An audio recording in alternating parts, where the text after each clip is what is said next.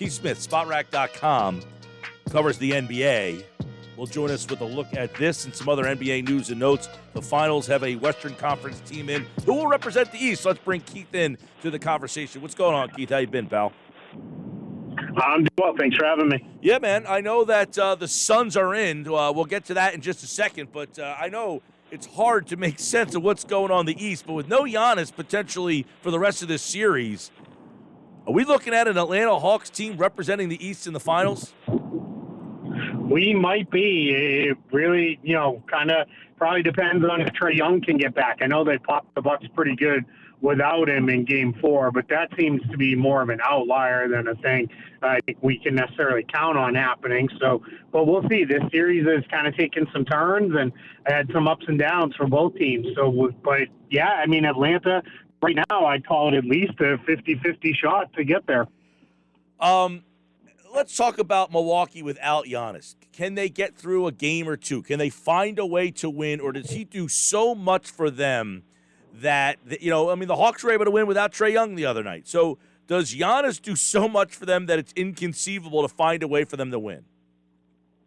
It's not inconceivable. They can definitely do enough to win. I think, they need to really probably amp up the defense. And their big thing will need to be finding a second and third scorer, because Chris Middleton will step up, but you can't just take, all right, well, Giannis averages 30, so throw that on Chris Middleton and we're good. And it's not going to be how it plays out. So you need Drew Holiday to be consistent. I'd like to see them go back to playing Brook Lopez in the post a little bit, where he used to be almost unstoppable down there, and it's been years since that's been a big part of his game. Maybe that's still there. You could unlock that, and then we'll see where they go to for offense off the bench, because now everyone's going to have to step up and replace him. But if the Hawks don't have Trae Young, they're going to be right there with them. If the Hawks have Trae Young, they might find it hard to outscore Atlanta. Yeah, I know Young out. We don't know his status. He is questionable, but if he comes back, they've had all sorts of problems with him early in the series. But what have they kind of done to, take away what Young was able to do in Game 1? Yeah, I think what they did was they went to a little bit different style defense. They weren't playing that severe drop coverage like they like to as much. They went to, playing him a little bit more straight up. They were fighting through screens. They switched things a little bit more often. With kind of having a set switch on the backside to avoid mismatches. And then they basically said, hey, if you want to live with taking 35-footers against Brook Lopez and Bobby Portis and Giannis on mismatches, we're going to live with those. They're great when they go in, but we don't know that you'll make a high enough percentage of them to really hurt us. And that's how they've kind of been able to make this work. Yeah, I know that people were talking about how Lopez was a big, deficiency for the Bucks. I guess they have kind of figured out how to utilize him and keep him out there. But right now, Chris Middleton, even if Giannis plays, are the Bucks a team that can win the whole thing? Can you rely on Chris Middleton in the biggest moments to win you a title? I think you can. I think he's shown that he can do that. The problem with Chris Middleton is when he's bad, he's really bad. But he's not necessarily super streaky. So it's not like it's one great game followed by a bad game. It tends to be more a string of pretty good games followed by one bad game. So I think what we're ultimately going to see with him is, maybe you'll see him have to string together the consistent good games while avoiding the bad game. But if the bad game comes and they don't have Giannis, they're in a lot of trouble. Yep, I know. He's one of those guys they don't play too often without, right? I mean, he plays most of their games in the regular season. They don't rest him. They don't load manage him all that much. So this is a team that, like the Sixers, they play a lot of games without Joel Embiid. If he misses a game or two, they kind of figure out ways because they do it so often. The Bucks don't play without him all that often. No, very rare that he will miss a game. It's usually only if he has some form of injury, and then that's what it takes to sit him down. Yeah, you don't see a lot of, hey, just sit this one out. He's a guy who wants to be out there. He wants to play. Last couple seasons, they blew so many teams out that they were able to steal him in-game rest. There was a lot of games where he might only played 25 minutes, and you were, kind of rolled to a victory, so it didn't really matter with, his minutes or anything like that. But yeah, as far as sitting him out for a whole game, that's pretty rare. And at this point, too, it seems like it was maybe overlooked a little bit when the playoffs started because they did so well. But Dante DiVincenzo being out is a huge loss for them, especially looming large now when you need just somebody else who can put the ball in the hoop. Yeah, I know that it'll be interesting to see how they kind of maneuver things when he's not out there tonight. Because, again, we don't see them play without him too much. Drew Holiday probably has to take on more of a scoring load, maybe even more from Middleton. They're already without DiVincenzo. So this series is 2-2, Atlanta and Milwaukee. You can hear the game tonight on 97.3 ESPN. How about the game and the lift Cam Reddish gave them the other night for Atlanta? There's another part of this series with Young out, he gave them a little lift the other night. Yeah, he really did. He ended up, coming back just over a week or so ago was when he was made first available to play, and this was the first time he kind of, really did stuff in meaningful minutes, and that's huge because without DeAndre Hunter, they've been kind of short one wing player throughout this run, and they've made it work and figured it out, and they've played some bigger lineups at times with Collins and Gallinari playing all together. That's a group that they got a lot of mileage with against Philadelphia. But now as you're facing a Milwaukee team that they're not necessarily small, but there's not a place to then hide Gallinari as easily if you want to play him with Capella and Collins. Certainly not going to have that against Phoenix. If you can have Reddish out there and being productive, that's huge for the Hawks. All right, let's shift over to the West. We now know it will be the Phoenix Suns who are representing the West. I mean, kind of an improbable thing. This is a team that hasn't made the playoffs in 10 years, and all of a sudden, boom, they're in the finals. Now, obviously, a lot of injuries and things along the way, but what makes this team a team that was the second seed and that people shouldn't have been surprised that they made the finals regardless of how they got there? Yeah, I think everybody initially looks at it and says, okay, Chris Paul, Devin Booker, DeAndre Ayton, that's pretty good. But what makes them really good is their depth. And it's not that they have 12 guys where you're like, oh, boy, they're going to overwhelm you. They only play about 9 guys, but they've got great functional depth because those 9 guys all know what their role is. They all play very hard. They defend like heck out there. They are all over the place. Defensively challenging guys, pressing up on ball handlers. It's hard to get good looks against this team, and that's because everybody is bought in. And I think, the way Monty Williams has put together this defensive group that makes it really hard, that allows them to work around some of their occasional offensive deficiencies. But even then, they've done a really good job scheming around that stuff, too, because Chris Paul continues to dribble his way into those elbow pull-up jump shots, and Devin Booker can get just about whatever look he wants. And then if for some reason you're able to take those guys away, they're very comfortable dumping it into DeAndre Ayton and playing through him. Yeah, this seems like a team that might be here this is interesting because Chris Paul kind of is the piece that they added that kind of put them over because they had Booker, they had Ayton, they had Bridges, they had a lot of this roster. It was Paul that really was the finishing perfect piece for them. So it'll be interesting to see what they do with him moving forward. But what has Paul given this team that they needed to kind of go from a 34-win team last year to the finals? Yeah, what he did was he allowed them to build on the momentum that they put together in the bubble last year because they were one of the teams in the bubble. They went 8-0 and almost, made a playoffs when we were all like, why is this team even going? This doesn't even make sense. They almost stole a playoff spot. So what Chris Paul did was he came in and from day one, he's been on Booker and Ayton to, hey, we got to do this. We got to do that. We got to do this better. We got to do that better. And it's one of those things I said, especially with DeAndre Ayton. I tweeted this at the time the trade was made, that Chris Paul is going to be on him every single day, screaming at him, and this is going to be the best thing that ever happens for DeAndre Ayton. And, that's really panned out, and that's been huge, having that kind of veteran leader in there who is pushing those guys every day. And then when you add guys to it like Jay Crowder, a couple of the guards that they added, each one more in length than Galloway. They don't play a lot, those two, but those two guys have been around for a long time. That's a group that really together is, they get it, and that's allowed them to kind of, those vets, keep them together when they've gone through the rough patch. Versus in years past, Phoenix may get off to a nice start or might play well. They hit a rough patch, and it all kind of fell apart on them. Not this year. I guess it's too early to kind of think about what happens with Chris Paul, but he is going to be available on the market, correct?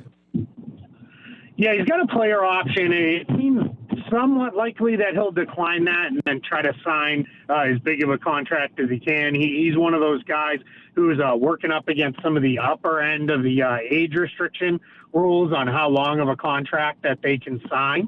But, there's no one's going to necessarily give him 4 or 5 years at this point anyway, so that shouldn't really come into play. There was some thought of, could another team steal him away and get him there? But I think when you look at it for Chris Paul, one, he's not going to leave a team that made the finals, and if they win, I find even less likely that he leaves. And also, he's not going back to the Clippers. He's not going to go to the Lakers because they don't have any reasonable way to acquire him. Phoenix is as close as he can get to where he's made his home. He's a guy who his family is very, very important to him. So I think you're going to see him stick right there in Phoenix. Even if he opts out, I think he'll be opting out to sign a deal that adds a couple extra years for him there in Phoenix. Should be very interesting to see what kind of deal they end up with him, because he's making some pretty good money on the current deal here at 36 years old. Chris Paul, he was always the guy, Keith, that came up short. He couldn't get the Clippers there. They came up short when he was in Houston. Now, some of that was because of injury. He always seemed to have something. Then he had the COVID situation. So what does this do for the legacy of Chris Paul, the player? Yeah, he was probably at the top of the list for best player to never make a finals. He was definitely at the top of the list of best player to never make a conference finals, which he raced at this year. Now he's erased the finals. I don't know that we can put him at the top of the list of best to never win a championship, because that list is pretty long with some pretty great players, but he'll be in that mix. Now he has a chance to knock himself off that list too. And at the end of the day, when we discuss greatness, one of the places we always go is, how many rings did they win? Did they win a ring? And if a guy didn't win a ring, it kind of leads the resume almost every single time. That's why I never criticize, blame a player when they do what they can, put themselves in position to win a ring, because as long as we're going to analyze it as that being, a major thing and being super important, then we should, get kind of hats off to the players when they go and try to make sure that they get one. Should be fascinating. Now, I say fascinating because right now I would imagine, do you think the Suns are a heavy favorite to win these finals, regardless of the health and who represents the East?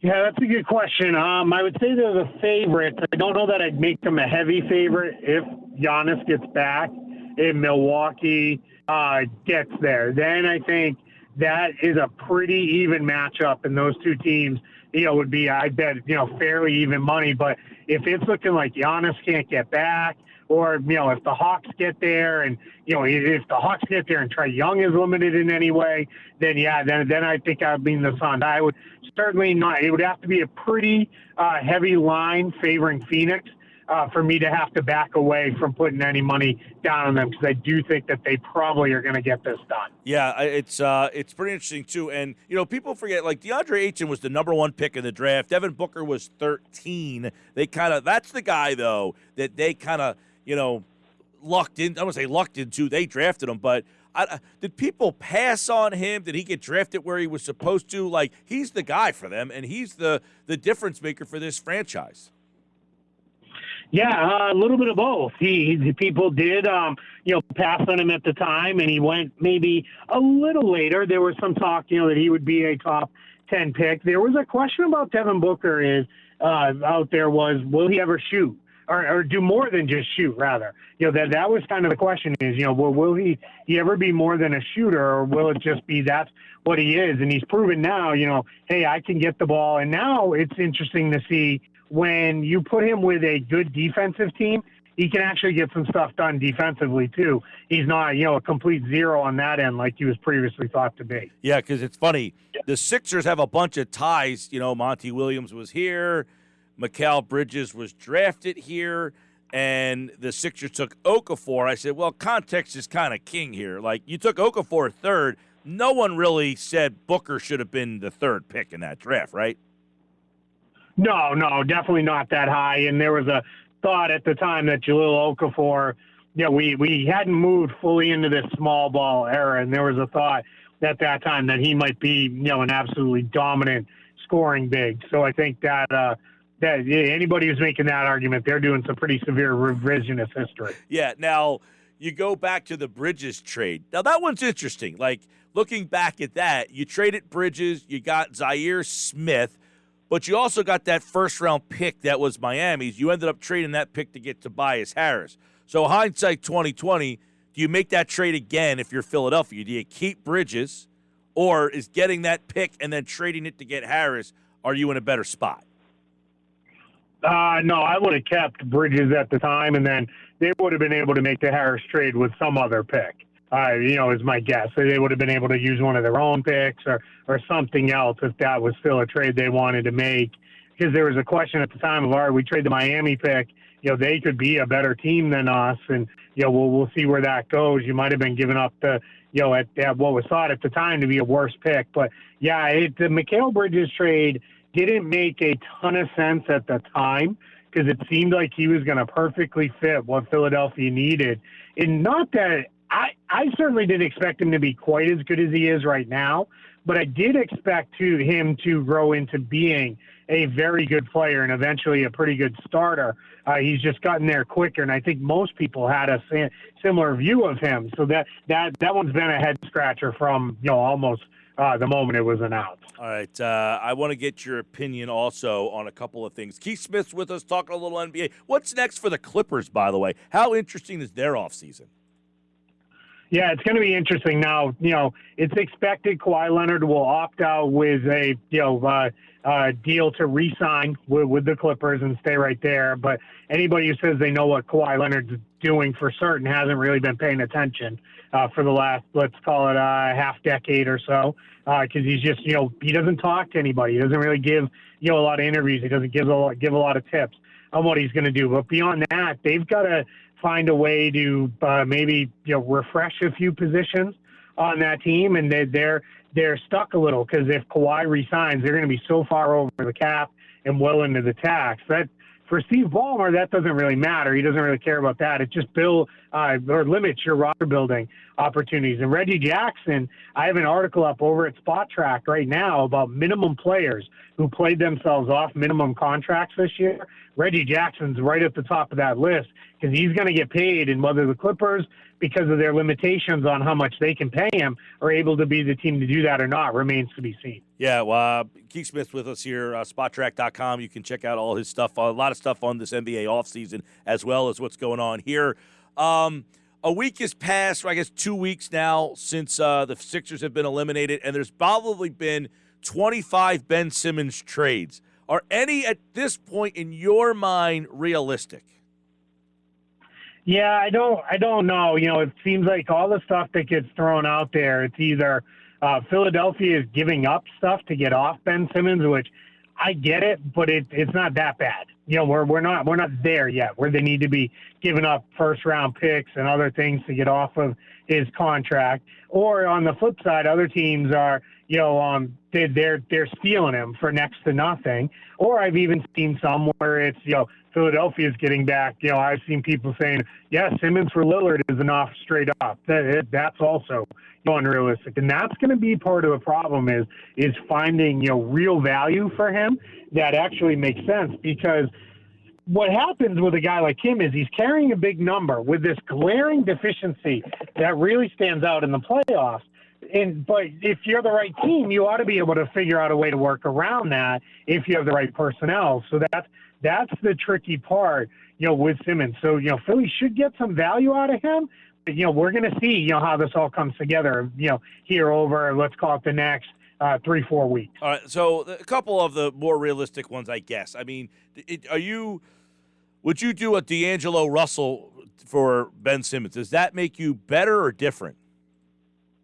I think I would, but Minnesota will not do that. D'Angelo Russell is one of Karl Anthony Towns' best friends in the world, and he's openly talked about how much it means to have him there, how much it's meant to have him there with all the personal struggles that Karl Anthony Towns and his family have gone through this past year. So everybody throwing that out there is completely disregarding that. We're not going to see that happen in Minnesota. I wouldn't take Minnesota off the table as a trading partner, though, because they've got other guys that they could go to get to the matching salary while also delivering value. And a big part of that is because they are actually delivering this pick to the Warriors. So that kind of unencumbers them beyond this year to trade picks and the like to make moves happen. What about C.J. McCollum? Does that do anything for you?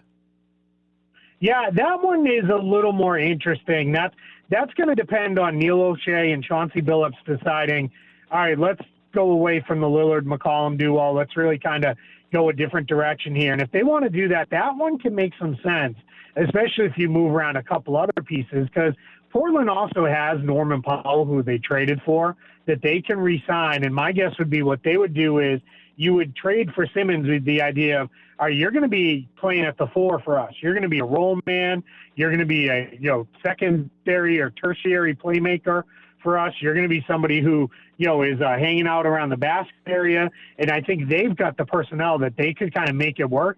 It's also enough out of the limelight that I don't think you would be stuck in a position where necessarily, everybody's examining everything that Simmons does on a daily basis. So I do think there could be some that works there. And for Philly's side, McCollum comes in, becomes one of your lead guards right out of the gate, and you're off to a pretty good start. All right. The NBA Finals, by the way, could be set. It won't be after tonight. We're only at Game 5. It's 2-2 in that one. So it's going to be a couple more days to find out who the Suns will play. But it could start as early as, I think, Tuesday night next week. The Phoenix Suns are in. Who will they play? Well, find out tonight when the Hawks take on the Bucks here on 97.3 ESPN. Keith Smith at Keith Smith NBA, and he, like all guests here on the Sports Bash. Appreciate it as always, Keith. Have a good one, man. Absolutely. Thanks for having me.